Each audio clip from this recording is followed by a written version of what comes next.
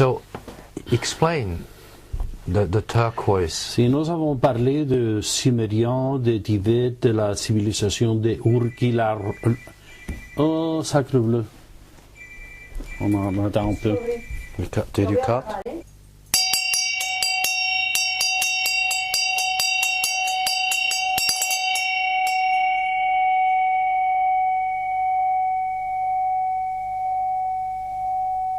C'est formidable, hein? C'est magnifique. So the stone, the turquoise on this instrument, please explain. Je vais vous parler un peu sur le dessin de la coupe que nous avons parlé. He wants to talk quickly about the design of the cup, which is the center part of the design. Ça, c'est la version occidentale. This is the occidental version of a cup, c'est of a Grail. Très joli parce qu'il y a 8 faisons. Il y a 8 faisons.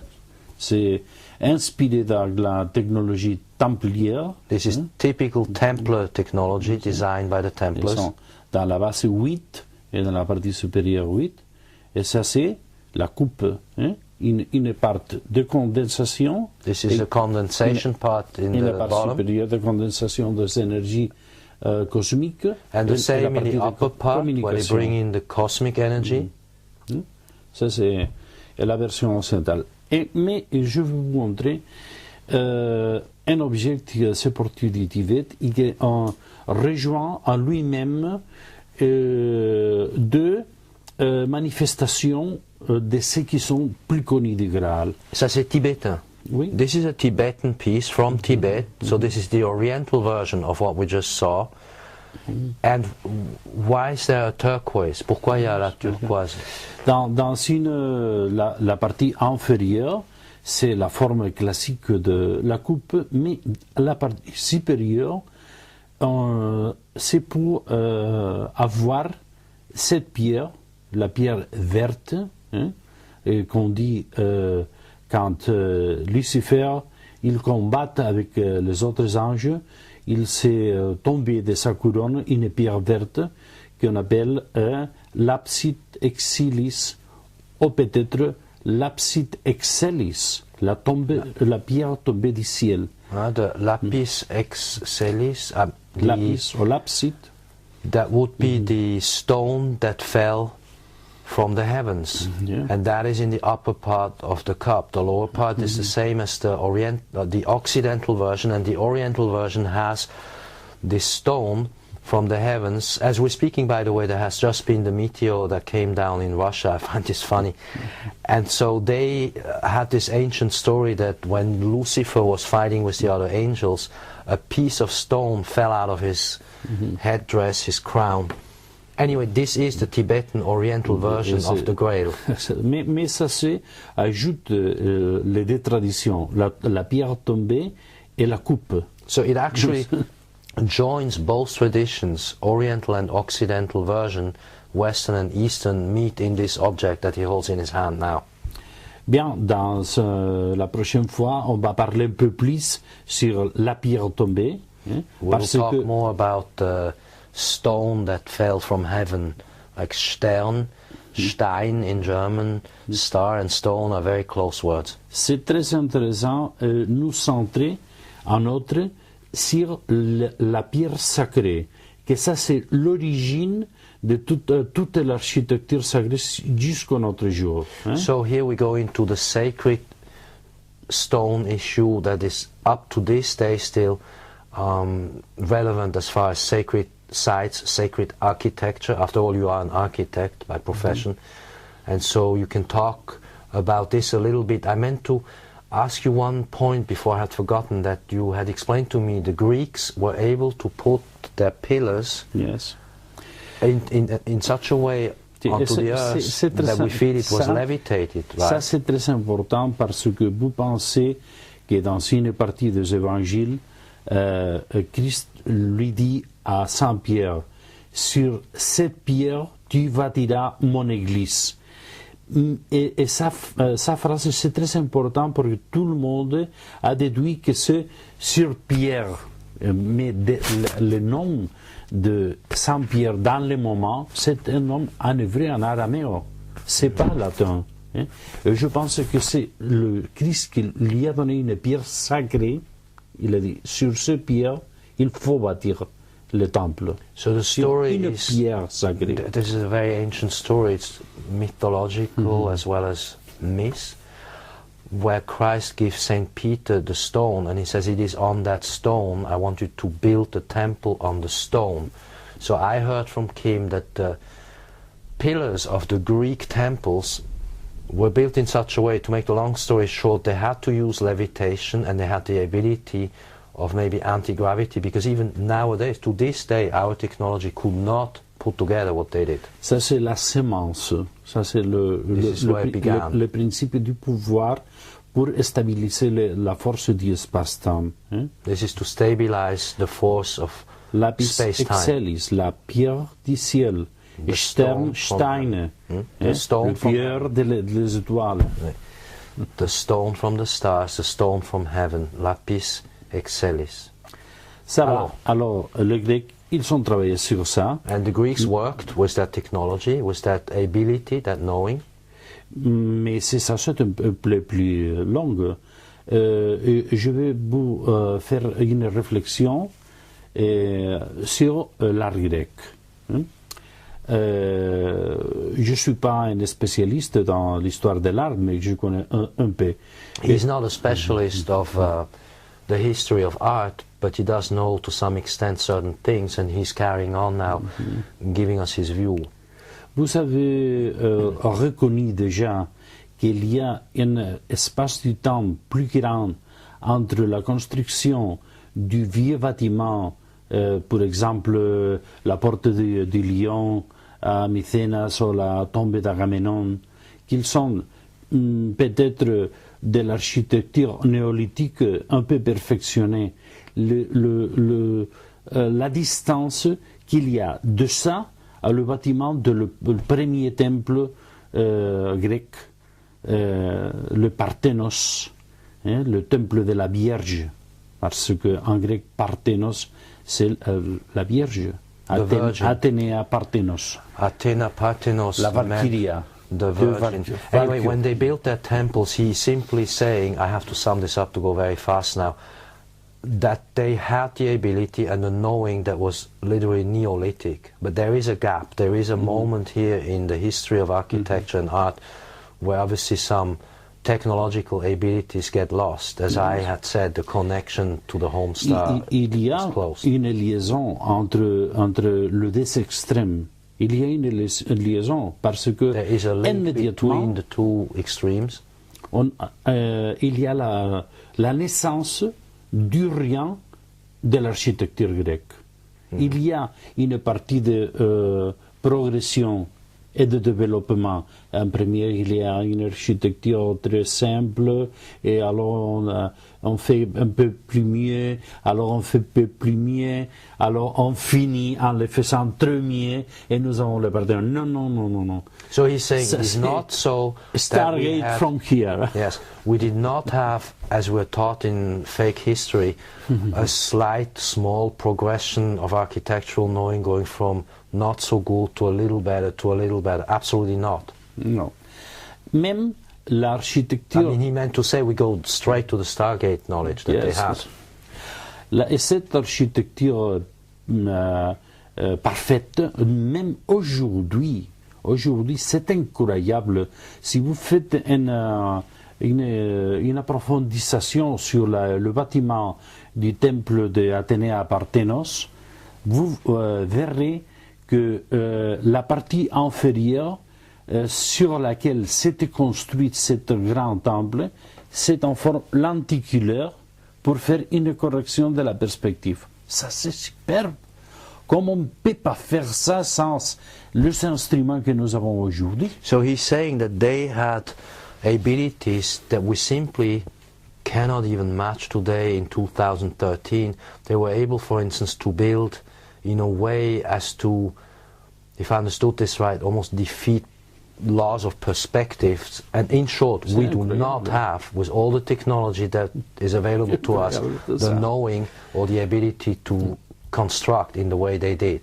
Même l'alignement des colonnes s'est modifié dans la partie inférieure, légèrement Even the pas verticaux. alignment of the pillars has been made in a different way to beat perspective and the eye. And we could Pour not le do même, this pour today. faire une correction optique, ça on ne connaît pas. We do Sans not know l'expérience today. antérieure, il n'y a pas We l'expérience. do not have the experience today to do an optical correction on an architectural building of that size. Ça, We do c'est- not know how to do this today. Ils sont des voyageurs de l'espace-temps, mais ils sont dépassés d'un autre côté pour chercher la technologie. He's saying it very clearly now. These architects, these very highly knowledgeable people in the ancient Greek cultures and before, they had the ability to move through space-time out there somewhere and get the knowing to come back into this matter and build with abilities that we simply do not have. And this is in a way, what I wish to say, this is almost a forensic or at least circumstantial evidence, a proof of what you're saying about the Stargate. Yes. Et voyez une autre chose encore un peu plus intéressante. Et quand nous reviendrons sur la civilisation néolithique et nous ferons la connaissance du principe de canalisation de l'énergie géotellurique et cosmique, c'est le même que le principe de la coupe. When we will go into the discussion of the Neolithic sites, which we will do with our meeting, with the clients who are coming to our meeting here at the Unicorn, we'll be discussing how the Neolithic people built. We will go again into this and how this actually links up over the ages. On va parler beaucoup de ça, We will talk about de this at our meeting. Stonehenge et des autres lieux. Nous avons des lieux très intéressants, plus proches ici. We have sites, sacred sites that are very, very...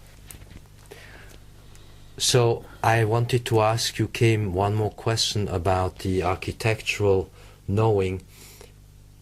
Does this mean what you close to where we're filming today?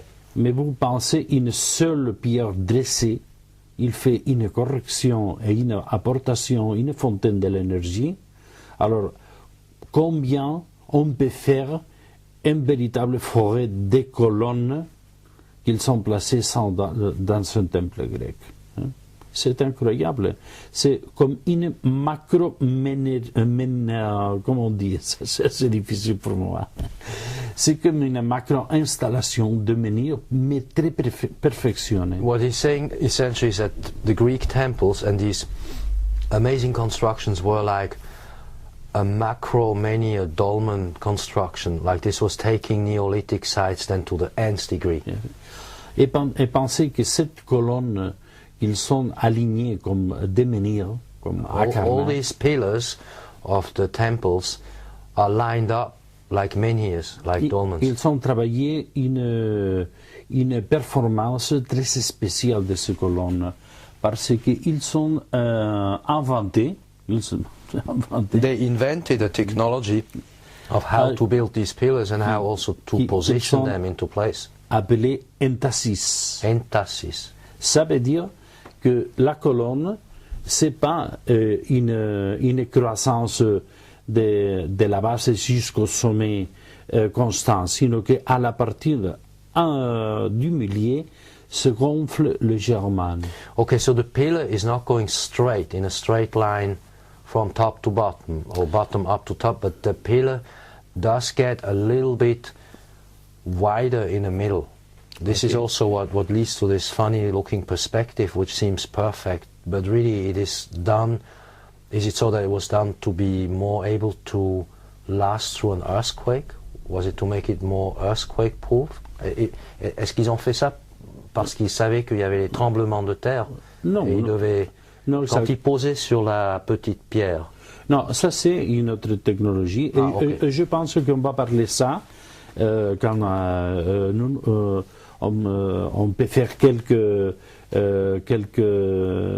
communications sur le monde néolithique. C'est très important pour nous. Okay, these are two different subjects. One is the Greek style of building, which you discussed with the perspective, how you work with the optic. The other story that I meant to bring in is Neolithic. That has to do with how they were able to put huge stones onto a surface so small that we could not replicate this today. La science du entasis perfectionne le fonctionnement du menhir. Parce que ce gonflement à la partie du milieu de la colonne, il donne une tension à la pierre, il fait comme une tension, et ça on fait que si tu places une pierre aux côtés de l'autre pierre, à l'espace vide, il y a un nouvel camp d'énergie. C'est comme un champ magnétique. Oui, Une autre masse est au milieu. Il y a une nouvelle champ magnétique. Okay, so what happens in the middle of all this building technology is that they were able to construct in such a way to create a chamber of energy within the masses of these pillars that would look like menhirs lined up. So this created an energy, a field of energy inside of the temples. Yes. So really we're talking very highly developed technology. In other words, the ancient civilizations were not low-tech, they were very high-tech, and we today are the ones who are very low-tech. Mais il faut ajouter que cet espace vide entre les deux colonnes, c'est plus vide parce qu'il y a une transformation de les lois de la gravité, et entre les deux colonnes, il y a un petit portail, non? On s'appelle portail, oui. de l'espace-temps. Okay, so inside of these columns, inside of these pillars, columns, there is a space-time, a sort of an energy, a field that is being established by these ancient masters, which creates a portal through which they were able to walk through space-time. In other words, these buildings were like harmonizers between worlds, harmonizers between dimensions. Ça c'est beaucoup, c'est pas beaucoup entre deux colonnes, mais il faut ajouter colonne, et le petit, comment on dit, la pulsation de désactivation de les lois de l'entropie, mais j'ajoutais celle-ci à celle-ci et celle-ci, et on fait le détour, là-dedans, il y a une transformation, même que les églises gothiques, on parlera dans un autre jour, que c'est un autre thème apassionnant. He's explaining that even the Templars who built some of the cathedrals, later even the Gothic churches, were trying to replicate but could not really recreate what the Greeks had. In short, the Greeks clearly built objects of an absolutely superior kind, in which there was a stargate and a portal through time-space established. In other words, the point is, the ancient civilizations mastered time travel. Et alors maintenant, I wanted to jump through, because we have very little time left in this second part, to a subject that you had mentioned about the city of secrets, the city of Girona, and you had explained that a number of very, very well-known people throughout the ages had come to this place in search for something. For instance, your colleague, architect, Charles Rennie Mackintosh, he was in Collioure, Jules Verne, the famous writer Jules Verne, Jean Cocteau, Richard Wagner, Victor Hugo, Umberto Eco, and Heinrich Himmler. Yes. What was Heinrich Himmler doing in Girona? Il faut que nous faisons la liaison de le temple grec à Girona, parce que first comes the linkage between Greek architecture, Greek time travel technology and Catalonia, Girona. Parce que l'origine de ce voyage de tous ces personnages, il y a une première partie que c'est le voyage de Grecs qui sont venus 6 siècles avant le Christ ici. Et ils sont portés avec lui les technologies supérieures. Okay, so the Greeks came here 2,700 years ago, as we said in part 1, together with their technologies, some of which were maybe even from Persia or Tibet or Sumeria. And so then in this place, Catalonia, Catland, they began colonizing the place and they began doing things. And you were explaining to me that the area of Girona, which could mean turning, Girona, the etymology, Yes. Ça veut dire on peut passer un autre état de la conscience. We can go from one state of consciousness to the other, is what the name of the city means. We can leave matter, come into matter, is what the name Girona could possibly mean. And so how does this link up? Comment tout ça se relie avec les noms de ces grands maîtres? What did all these grand masters, Richard Wagner, etc., come doing here? On connaît que Victor Hugo et Jean Cocteau, ils appartiennent au prieuré de Sion, une très puissante ordre secret que vous connaîtrez pour le code de Da Vinci et tous les livres qu'ils sont écrits sur ce thème, ils sont beaucoup, mais so all of these stories that we know about all that, Da Vinci Code, etc., they really go back to these fellows who were part of the priory of Sion, S-I-O-N. Ça, on connaît. And they came here to research, or they came here to live? Some were living here. La connection for the rituel du Saint Graal. They were looking for this entire knowing of the Grail that we just discussed. Même Richard Wagner, quand il écrit Parsifal, il dit que le Saint Graal s'est caché dans une montagne de Pyrénées, Mont Salvat. So it is very clearly said by Richard Wagner in Parsival, and we'll look at the name, what Parsival means, in the famous Parsival. He's saying that the Holy Grail is hidden inside of a mountain, dans une montagne qui s'appelle Mont Salvat. Mont Salvat. Et nous avons ici très proche Montserrat, and we have here very close by Montségur. We are very close by Montserrat, which means jagged mountain.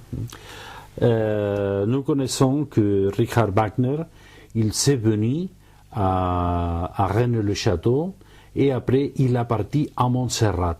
So Richard Wagner, in his research, as he was writing and doing his work, as you know, he came to Rennes-le-Château and then to Montserrat. On m'a parlé beaucoup sur ça parce que c'est un thème très... We will talk about Montserrat. You were saying that Montserrat is the entrance to the inner world, right? Et ça, on va nous porter à Heinrich Himmler. Heinrich Himmler, il est venu même à Girona. Heinrich Himmler do in Girona? À Montserrat. Et c'est tout le même. C'est tout le même. Il faut suivre pas à pas tout ça parce que tout marche aux alentours de la connaissance du Saint Graal. He would like to go through these questions and issues step by step, because we cannot, in the remaining 2 minutes that we have, address all this, but you can well see that as we move with Kim Castells through our conversations, we will go through all of these issues. Est-ce que vous pouvez parler de Jean Cocteau ou de Victor Hugo? Qu'est-ce qu'ils ont fait ici? What did Victor Hugo and Jean Cocteau do here? Même on dit que Debussy, le musicien, the famous composer Claude Debussy, il est venu à Girona. He also came to Girona. À Rennes-le-Château. Jules Verne. Jules Verne, il est allé à Rennes-le-Château, très sûr, mais on ne connaît pas s'il a venu à Girona. Nous sommes très proches de Rennes-le-Château. À Girona, il y a presque 1 heure du chemin aujourd'hui. Dans le temps que nous parlons, le voyage c'est plus long. Okay, we will discuss these issues further, how we go from Rennes-le-Château to Girona. By the way, Mount Canigou lies in a straight line between the 2 points right in the middle. And we will discuss more of these fascinating subjects, but for today we're out of time. Once again, thank you very much, Kim. Thank you. And we will do a third part, and maybe you want to say something in Catalan to say bye-bye. Jo us faré conèixer el secret del Sant Grial. Je vais vous faire connaître le secret du Saint Graal. He will let us know the secret of the Holy Grail.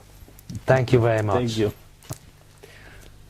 So I wanted to ask you, Kim, one more question about the architectural knowing. Does this mean what you explained with the Greeks and the pillars, that we could take any pillar, for instance, say 2 towers, twin towers, the 2 towers of Gandalf, Yes, it's the same. C'est le même. Quand tu places deux volumes de matière les mêmes, l'une à côté de l'autre, il y a une modification au milieu.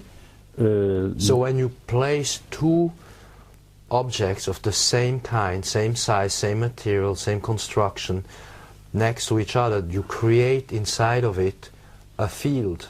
And then you do a modification of energy in the middle. Ça c'est le même système d'activation. This is the same system of activation. Pour le two towers in Lord of the Rings. Lord of the Rings, two the towers. Twin Towers of New York. New York Twin Towers. C'est le same. Le Twin Towers in the designs of Tarot, of Rider-Waite. Yes, in the tarot cards of Rider-Waite, we see the symbol. Vraiment, deux masses de matière, l'une au côté de l'autre, même dans la distance, Even if you faisons put two un towers nouvel far champ away of each magnétique. other, you will have a magnetic field built. For instance, the tower in Rennes-le-Château. Rennes-le-Château, la tour Magdala, et la tour Magdala disparue aujourd'hui à Girona. And then the tower in Girona, which has disappeared. Disparu, pourquoi? Ils sont, comment on dit, ils l'ont détruit après la guerre. On va parler un autre jour beaucoup. We'll discuss it sur le thème Patrick Chaplin et tout ça, Giuseppe Tarrés.